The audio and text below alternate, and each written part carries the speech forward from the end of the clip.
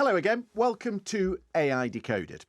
The race between America and China for AI dominance is the defining contest of our age. It will dictate the shape of the global economy, the balance of military power, the rules that govern the technology that billions of us rely on. And within that race to be first, there is a shadow war underway. A couple of weeks ago at Kuala Lumpur Airport, customs officials seized 72 servers that were packed with advanced AI chips worth $13 million. Labelled as ordinary computer parts, customs in Malaysia said they were on their way to another Asian country, thought to be China. In a quite separate case, Anthropic, the company that makes Claude, has accused Alibaba of conducting the largest known distillation attack in AI history. 25,000 fake accounts were conducting millions of interactions with Claude. The goal, to systematically extract Claude's most advanced capabilities and transfer them into Alibaba's own model. Our panel this week, Gregory, who oversaw the Pentagon's AI strategy, is now the founder and CEO of Decision Tree Research. It's an independent analysis company that specialises in strategic technologies, public policy and geopolitics. Rana holds the chair in US-Asia Relations at the Harvard Kennedy School. He's one of the leading historians on modern-day China. And also here, our co-host and AI specialist, Dr. Stephanie Hare. Welcome to you all. Gregory, I want to start with you, if I may, on what this represents. You run the Pentagon's AI strategy. You know better than most what these chips represent in military and economic terms. So what is the significance then of this operation in Malaysia? And what does it tell us about the nature of the race? Well, I think it tells you a few things. The first of which is that Chinese companies and the Chinese government are still extremely eager for US AI chip technology, really those chips made by NVIDIA. And while this Malaysian smuggling ring that was uncovered is talking about chips worth $13 million, other reporting by the Wall Street Journal, by The Information, by the New York Times, has talked to smugglers showing receipts for transactions in the hundreds of millions of dollars. So, for example, a few months ago, the Trump administration made it legal to sell NVIDIA H200 chips to China. And in a way that was kind of a media circus, China said, actually, we're not going to allow H200 chips in China. And most folks thought that that was because China was pursuing a strategy of independence and self-reliance. But actually, I think the clearer explanation is that China was pursuing a strategy of smuggling in the higher quality chips. H200s are last year's news. If you can steal B100s or B200s, why buy H200s? And I think that's where we are, is unfortunately, US companies unwillingly are actually supporting China's ability in the race to outcompete American companies. This customs operation in Kuala Lumpur was directed really by Washington, and they've put pressure on Malaysia because they know there is this flow of chips to China. But the way in which these chips have been disguised, the manner in which the shipment was disguised within these servers, says to me that actually it's quite a futile battle trying to stop it. The smuggling operation was notably significant and sophisticated, and we've already understood that this is true for quite some time. The Department of Justice indictment said that the smuggling ring included one of the co-founders of Supermicro, which is one of the largest NVIDIA customers around the world for building the servers that integrate NVIDIA chips. So if the smuggling campaign involves, executives up to that extremely high level, that's a really ability to use obfuscation and other tactics. And what they're doing, so everybody understands, is they're relabeling the GPUs as CPUs, or saying that, these GPUs are actually older GPUs, and basically purchasing them in a way that is designed to fool inspectors, whether that's from NVIDIA or anyone else. Who is behind this, Rana? Is it the Chinese state directing a covert operation to acquire these chips? Is it Chinese companies who are acting in their own commercial interest, or is it criminal networks? Christian, it's a whole mixture, a whole ecology, you might say, of different actors coming together. So I think Gregory's quite right that it's as well to be clear that simply because China has openly said that it doesn't want to buy a particular series of chips, the H200s from NVIDIA, because it can make its own, that doesn't mean that industrial espionage has stopped at all. It is true, though, that China has been putting a tremendous amount more investment and also sheer thinking power into trying to indigenize as much of its production as possible. So certainly getting hold of the best American technology, and that can be done in several ways, including the tactic of distillation, which you mentioned a bit earlier. In other words, trying to draw as much of the capability from American models as possible. But at the same time, huge amounts of time and effort is going into trying to make sure that there are also Chinese systems that are as self-sufficient as possible. China's currently spending something like 2.4% of its GDP on research and development, broadly defined. That's been true probably for about a decade and a half at least, maybe even longer than that. And that's in large part because the way in which AI is embedded into Chinese society as a whole, of course, is very much tied to military uses. And that's one of the main things, of course, that Gregory, as a Pentagon veteran, will know about. But it sits within that wider ecology of a much wider use for AI already in Chinese society. That can be everything from the everyday, such as, getting directions from one place to another, or areas like healthcare, where China's biotech industry is also tied up with the idea that, say, having an AI doctor who'll diagnose you is not some futuristic prospect, but actually something that Chinese seniors and elders see today. So those aspects all fit into the wider model that China's looking to put forward. Is it all one way, Stephanie? I mean, Rana's just said there that each side wants to know what the other has. Yeah. Is America copying what China has? Well, I think it also is about motivation. So this story of IP theft is nothing new between the United States and China. I mean, those of us who are long enough to remember the 90s, that was, 80s and 90s. This is already happening then with the different types of hardware and software. So this is just the AI version of this old story. And then I think the second thing is China wanting to copy what America has is happening, I think, for different reasons than why America is wanting to keep an eye on China, right? So there's commercial interests. Like NVIDIA's CEO, Jensen Huang, would love it if there were no export controls on NVIDIA chips at all. He wants, his strategy is a very different one to the US government at the moment, which is let's just sell to China. Get American technology baked into everybody's technology stack, from chips up the model, up and down the model, applications, data centers, energy, everything. If you're building on the American technology stack, you create dependency. China doesn't want to become dependent on American technology, but what it does want is to be competitive with it. And I would love to ask Rana about this. To what extent this is part of the Belt and Road Initiative, because China has been, of course, trying to roll out its own financial package and tech for years. When you look at who is actually in charge of this, it's the vice premier who oversees the whole strategy, Ding Xuexiang. He is the man who is tasked with creating this AI structure within China. So it is tied in some ways to the Belt and Road Initiative and to the wider strategic direction of the economy.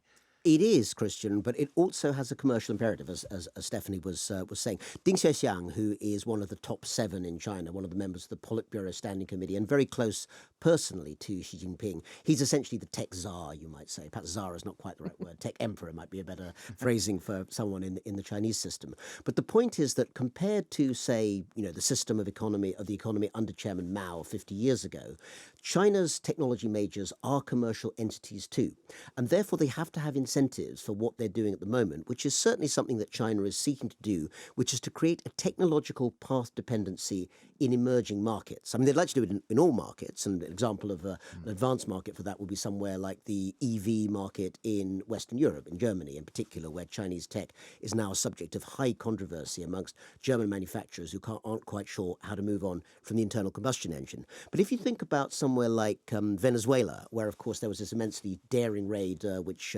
renditioned President Maduro back in January, feels like a long time ago now, it's worth noting that if you look at the 4G provision in Venezuela, the president may have changed, but the 4G provision, I think, is still being provided by 2 Chinese companies, as indeed I think is cloud computing. Wow. So in other words, the question of who's really winning long term when green tech, AI, 5G, EVs are so solar technology as well, All of these are very, very much tied up to Chinese interests. And of course, they're also commercially profitable in the long term once China develops oligopolies or near monopolies on them. Just on the point of the chips, before we just move on to distillation, which is another part of this story, Gregory, the US Congress did respond to this fight earlier in the year, and they encouraged, through the Chip Security Act, companies to embed directly into the chips something that could identify where their physical location was, almost like a tracker. Is that the answer? Is that the way to stop these smuggling networks?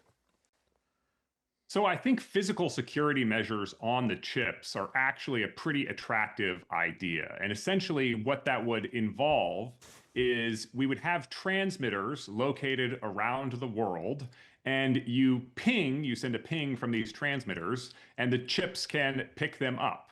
And then if they do not respond in a certain time frame, well, then just based on the speed of light, you know how far away they are. So you can say that chip is supposed to be in Vietnam, which, traveling at the speed of light, responding to this ping should take so long. Oh, it took 45 nanoseconds longer than that. That's very interesting. Perhaps it's not, where it's supposed to be, and we can use that as justification to go launch an inspection of the data center in question. Well, the first story was about hardware and the chips. The second is a type of theft, Stephanie, that is less visible and potentially just as important: distillation. So the ability to copy the capabilities of a leading AI model simply by talking to it repeatedly, systematically, at enormous scale. Can you explain that and what Alibaba have done here to mimic, in some ways, the model that Anthropic has built? It's almost, I think we're almost like overcomplicating it. It's like reverse engineering, right? So if you just play with something long enough, you figure out how it works. So they're trying to figure this out. And then you get the American model companies. So Anthropic isn't a great example of this because they were reporting that it was happening to them, trying to come up with ways to block it or at least detect that it's happening, and then themselves launch a counter strategy. So if you know you're being spied on, if you know you're having your model extracted and hoovered up effectively, what you can then do is deliberately mess with it. So you're being like a double agent. You start handing stuff over that they think is the crown jewels, but it's actually dirty data. It's a model that's deliberately been toyed with, so it's not going to work the way that they think it's going to work. So, and again, it's both fascinating and really tiresome, because what you want, if you're looking at a planetary view of how we could roll out AI that benefits everybody, is safe, doesn't lead to accidents that could create existential risk to humanity, what you'd really love is for China and the United States to sit down and work out some protocols together and come up with some standards and find a way to trade and be partners in this exciting revolution. Instead, we're getting this competition tit for tat. It feels very 1980s to me. Yeah. Do you you think? think? Jump in here? Yeah, of course. Great. So there's a couple things I want to say. The first is about how distillation works, because it's actually quite interesting. So the difference between machine learning software and traditional software is that in traditional software, there's a human being who's typing out every line of computer code. In machine learning software, you're actually exposing a learning algorithm to a training data set, and then it's spitting out the computer code. So I'm oversimplifying here, but not by a ton. In the machine learning sense, the system is programming itself based on what it learns from data. So think about a chess playing AI. If the United States or any company wanted to develop one of these from scratch, they would have to go get a very large library of chess game training data. And then they would feed that to a learning algorithm. And then on the other side of that comes a chess playing AI model that is probably pretty good at chess if your training data is pretty good. Well, China is using distillation to sidestep the training data acquisition, because their training data in this chess example, instead of going out and finding historical chess games, they're just playing against the AI that the Americans made, right? They're having those chess games be the raw training data. And it turns out that this is much, much cheaper as a training data acquisition strategy. And almost all of the training data is very high quality because in this example, you already have a world-class chess playing AI. So you don't have to have all these loser games by amateurs. All of your games are gold medal Olympic team quality chess games in your training data set. So you incur a fraction of the cost, but you incur most or all of the benefit. And that's a huge threat to American AI companies. The countermeasures that we have against distillation right now can increase the cost of executing a distillation attack maybe by tenfold. But using a distillation strategy is 1,000 times cheaper than doing your own training data acquisition and your own model training runs. So it's really hard to persuade the Chinese to stop this. Here's the question I have, though, Rana. That's a really good explanation of what is happening. And China's critics would say this is what they've majored in for many, many years, intellectual property theft. But why would they want to do that when they've had such control over social media? Why would they want to copy or to elicit the training data of a model that is effectively being trained on Western culture? Well, first of all, Christian, you're right to point out that actually lots of things that will exist in that huge body of data will be very problematic politically from the Chinese Communist Party's point of view. And in fact, we've seen, at least with some of the earlier models, DeepSeek and so forth, that putting in sensitive terms, Tiananmen Square might be an obvious one, can lead to unresponsive replies. But broadly speaking, at the moment, the real battle, I think, is for data to have the maximum amount possible and the biggest amount that you can actually process. Now, within China itself, again, because China operates on a basis where there is a very strong capacity to be able to surveil and to be able to control what is actually put out there in the social media environment, that you can have all of this processing going on. Large parts of it might be taken off for use confidentially, they might be used in the military and elsewhere, and the part the general public will get to see will often be quite limited. Having said that, it's also worth noting that China's own social media environment actually is much broader than many people imagine from the outside. Yes, it's certainly the case that if you try and foment some sort of revolution against the Communist Party, you'll find yourself being censored and probably arrested very quickly indeed. But wider social problems and evils, for instance, things that you might not imagine the state would want to talk about, actually are discussed quite widely. Financial problems and economic problems, for instance, are widely discussed in the Chinese social media environment. And of course, from their point of view, they're able not only to draw on this huge English language ecology that the American companies are also, of course, drawing on, but also a huge Chinese language environment, which China, by definition, is much better equipped to pick up on. Quick couple of questions for you, Stephanie. I mean, there's another new front that's opened in this competition between US and China. It's called open weight local AI models. We talked about the way that China is going and dispersing its AI technology to developing countries, but there are systems in China that have migrated from the cloud to laptops and mobile devices where they can answer quick questions on code, complete tasks, speak to a central server without speaking to a central server. So they're localized. It seems to me that the difference in the battle, or the real battle that's going on, is not about who builds the smartest model. It's going to be about who builds the model that everyone actually uses. Yes, as ever, the question is, does it scale? There's an energy and cost equation that everybody's having to work out as well. So going back and forth to the cloud is intensive in every way. And energy intensive. Exactly. So you might, for many tasks, it's going to make people get really mindful about what they want their AI to do. So if you can run it locally off of your own machine, great. There might be things that you decide to then want because you're doing a bulk. Right. For instance, you're doing something that's far more intensive. That's going to cost you more. We're now seeing, because remember, everybody's been given access to these tools so far for free or very, very low costs that they're being picked up right now by the companies. As everybody gets hooked on it, it gets baked into their workflows, etc. Well, not that cheap if you're paying for tokens, right? You're seeing the cost commercial. now coming up, right? Right. And that's now happening. But remember, this is only what we're 4 years into Two different this. models, two different ways of approaching this. Exactly. And so then it comes the question of going open source versus or open models versus closed models. You've raised up the question of weighting. There's the security risks of these, right? So there's trade-offs for each one of these. And again, depending on how regulated you are, that's going to be a factor. So as companies and countries are working through this, and individuals too, we're going to see greater choice. Quick one. Also, one of the other tactics which China has used in other aspects of technology, I think we're likely to see in this context of tokens as well and the costs of AI.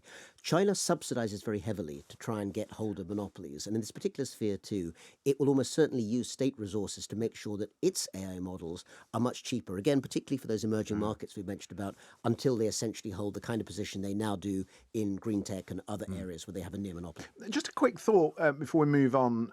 Wait, Greg. could I Yeah, jump go. in here? Yeah. The reason why the models are so cheap is they stole all the training data and didn't have to pay that part of the cost. The distillation story and the low cost story are two sides of the same coin. The other thing that I think is really important here is the open source strategy is kind of a spoiler strategy, which is to say you can't make a lot of money giving away your AI for free.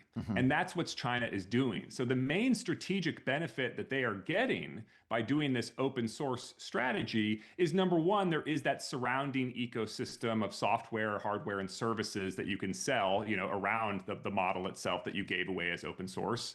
But the real main strategic benefit is just hurting the ability of US companies to make money, right? By providing a competitor product that does that.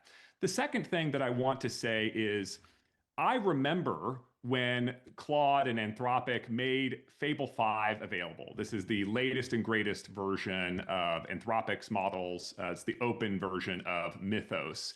And the difference between that and the prior generation of models, Opus, was just jaw-dropping. And even though I only had Fable 5 for a week, wow, do I miss it really, really badly. And so there's a portfolio of applications that you might use AI for. You might be using it for heavy duty software development in customer mission critical type applications. You probably do want to pay for the latest and greatest models in that area. On the other hand, you have the sort of thing that Airbnb might be using Chinese open source models for, which is basically just going to the frequently asked questions list and fetching information and then returning that in a conversational chat interface. That's not very sophisticated. You can use a cheap, crummy, or even free model to do that sort of thing. And so I think there might be, this is a plausible scenario to me, a repeat in the AI model ecosystem of what we've seen in the smartphone ecosystem, which is to say, Apple does not make a majority of global smartphone revenues. Far from it. They make something like 15 to 20% of global smartphone revenues, but they make 60 to 70% of global smartphone profits. And so the question here is not just, whose model is going to be used most widely, but whose model is going to be used most widely by customers that actually pay money. What's striking about everything that we've discussed is that the United States and China don't appear to be on the same strategy. There's one, which Gregory has just set out, which is really treating it as an arms race. We're going to jealously guard everything that we've built. We are going to take economic, defense, corporate advantage from what we're building, and everybody else will keep outside. Whereas you could define this as a space race, where you have multilateral treaties. It's for the good of mankind. We're going to share for the benefit of humanity. Why is it being set up as an arms race? I would say, Christian, it's a hemispheric race. Let me just say briefly what I mean by that. And first of all, I think it's right, and Gregory's made this point very clearly, that at the governmental level, there is a genuine competition. One of the reasons why it's going to be very hard to get a Cold War type agreement on, mutual non-retaliation or kind of mutual inspection and so forth, is that both sides want to win and they don't trust each other at all. They can't trust and they can't verify to adapt. But that's because you're setting it up as an arms race. If you define it as an arms race, it becomes an arms race. And I think there are aspects of both governments which, would argue that that's not inaccurate. But in terms of the wider usage in society, I said hemispheric because the further east you go in the world, the less concern there is overall about the wide rollout of AI throughout society as a whole. And I think we can't separate what might be seen as governmental and military use from the wider acceptance of AI in society. There's still a great deal of reluctance, as we know, in parts of Western Europe and even in North America as well.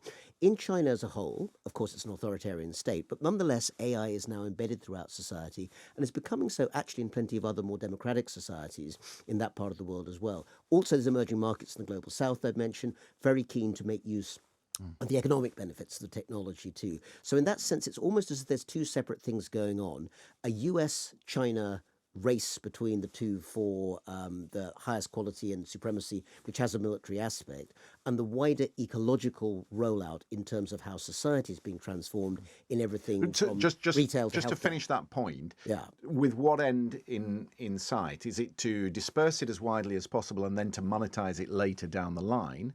Well, in China's case, there's a very specific issue, which is to do with the fact that its demographics means that there won't be that many young workers actually doing kind of various types of labor in a generation or two's time. So having AI take part of that place over time is important. More broadly speaking, China also has an ideological aim, which is not necessarily in opposition to the US, it partly is, but it's also about being seen as the face of the future, the cutting edge, being the society in the world, it already is to some extent, where AI is more embedded than anywhere else in the world, helps to sell the story that the future is not America, which the Chinese would talk about being in decline, but instead that China is at the forefront.